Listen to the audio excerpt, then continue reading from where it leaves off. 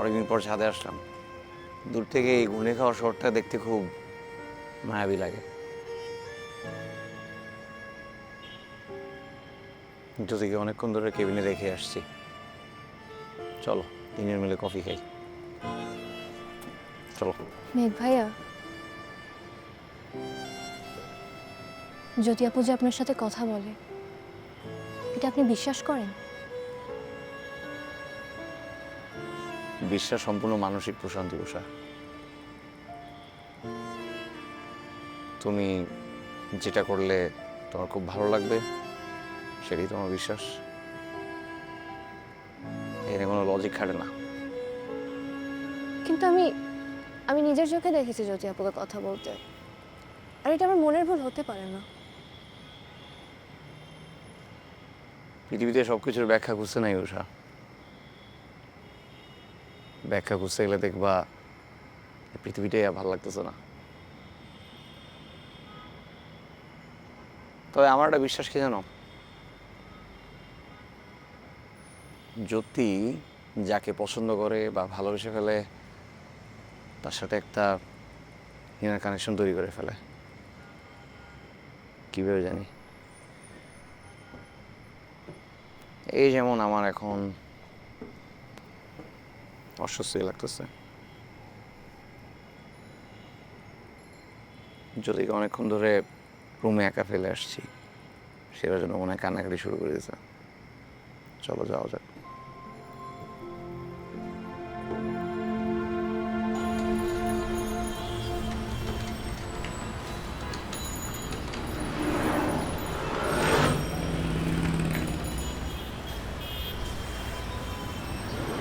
একশো একটা আছে তো? হ্যাঁ আচ্ছা আচ্ছা।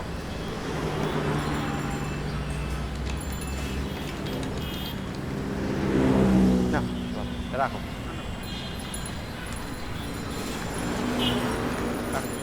ধন্যবাদ। কাকা চলেন বাস স্ট্যান্ড।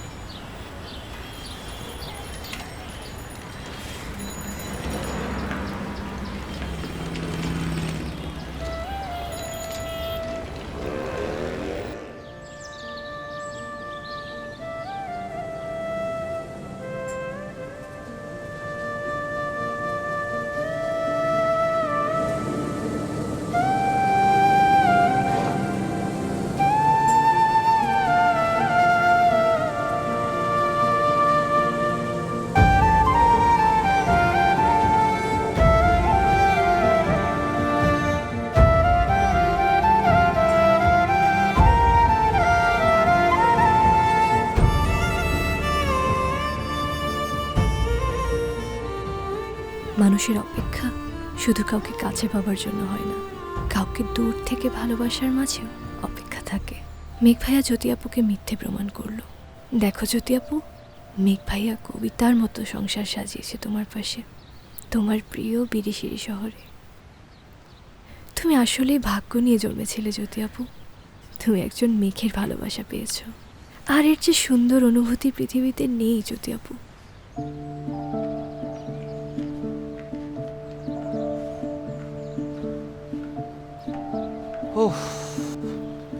তোমার জন্য একশো একটা নয়নতারা খুঁজতে গিয়ে আমার অবস্থা খারাপ হয়ে গেছে। আমার পুরোটা দয়া মায়া করে যাবো না? আচ্ছা আগে বলো তো, একশো একটা কেন?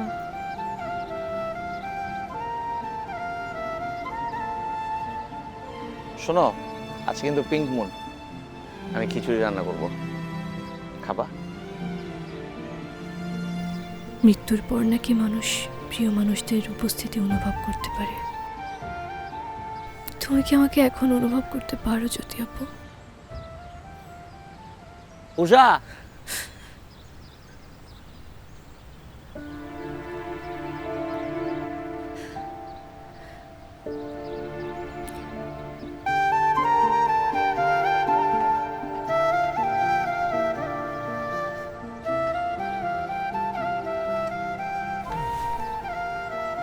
উষা, আমাদের খোঁজ পেলে কিভাবে বলো তো? সিফাত বলল আপনি বিরিশিরি থাকেন, সাদা পাহাড়ের কাছে। ও হ্যাঁ, তাই তো, সিফাত তো জানে। জ্যোতি বললো অনেকক্ষণ নাকি তুমি এখানে দাঁড়ায় আছো, তোমাকে ডাক দিয়ে যেন কফি খাওয়াই। কখন আসছো? জ্যোতি আপু বলেছে। হ্যাঁ, আর তোমার মগটাও আনছি, কফি খাবা?